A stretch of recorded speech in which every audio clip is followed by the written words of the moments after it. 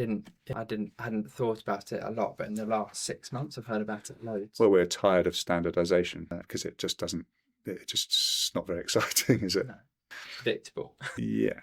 I think that, I mean, maybe, I don't know. I think a lot of people really enjoy going to Westfield and places like that. But for me, it's just like going to Gatwick Airport with nowhere interesting to go afterwards. And it's all just like sort of a sort of repeated product. But I think a lot of people know that. Yeah. But when sort of coming back to the office thing, the standardization, I think, is a real threat to the success of offices, because whilst offices remain a kind of uninteresting environment, it's an easy choice to make whether to stay at home or come to the office. So we've worked very hard in our own office for architects, which, to be fair, it's quite easy to get architects to come in because they want to talk and they want to draw and they want to be together. And I think there's other businesses where it's harder.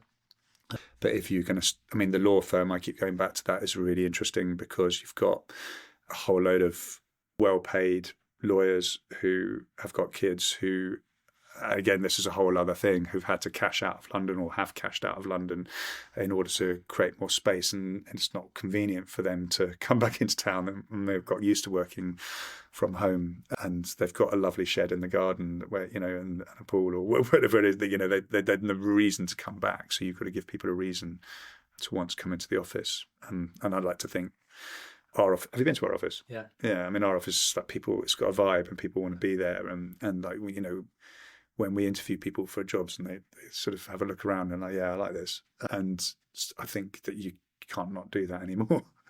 I know your office, I give it to you, is absolutely beautiful. And then I think the next thing that was nice is I started asking questions because I really liked it just personally. Like, it was really I love that style. And everything had like a bit of a story to it and it had depth to it. It wasn't just a design. It was quite not like a museum, because that makes it sound like old, and it's not, but you get what I mean. It was very interesting. It was very storytelling. Well, it's specific to us, but also it's a sort of supposed to sort of pick up on a lot of the things that we've learned from doing loads of stuff for TOG, and those how we can work flexibly. I sort of go, there's a couple of little shared workspaces that I would visit where they haven't got it right in terms of how a shared work table works, for example, and you sit there and there's someone who's kind of bellowing in your face.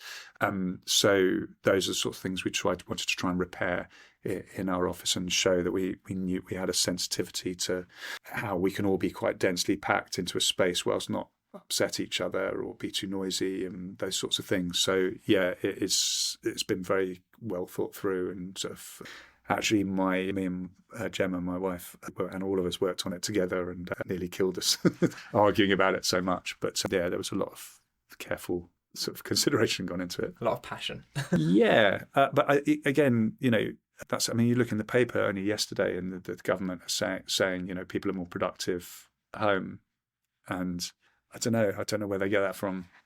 I'm not sure where they get it from. I can only talk for myself. I haven't done a survey across a load of people, do you know what I mean? And I definitely need to get out for myself.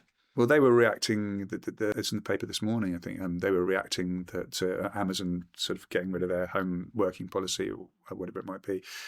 But you just think, if it was more productive, business would do it. And so in my experience, we're less productive, and we really struggled, through COVID. It was hard work, and we're really just getting the team sort of feeling like a unit, and it's lovely. And that's what, we went from an office not in central London. We came from sort of slightly out, and I realised that if we wanted to do it, we had to make an office that everyone wanted to come to, and that was pleasurable to come to, and that needed to be in a kind of mixed up, pluralistic area with beautiful restaurants and nice parks, and that's a good part of town. But I think it's very important.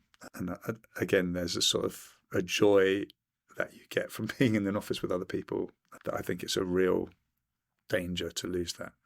And I can also sympathise with people if they haven't got that. You're talking about a nice vibe and surrounding contextual, like being all just right and well considered, so people want to come in.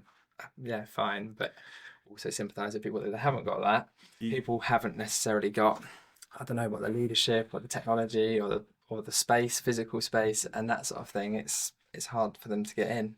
Yeah, but I think also like good business leaders, again, a lot of these companies we're working for at the moment doing fit outs for them recognize the value of culture, and they recognize, they've seen how, I mean, we have people who were working remotely who I kind of couldn't remember who they were, or they just sort of became slightly ghost-like in the office, and that's not good for your office culture.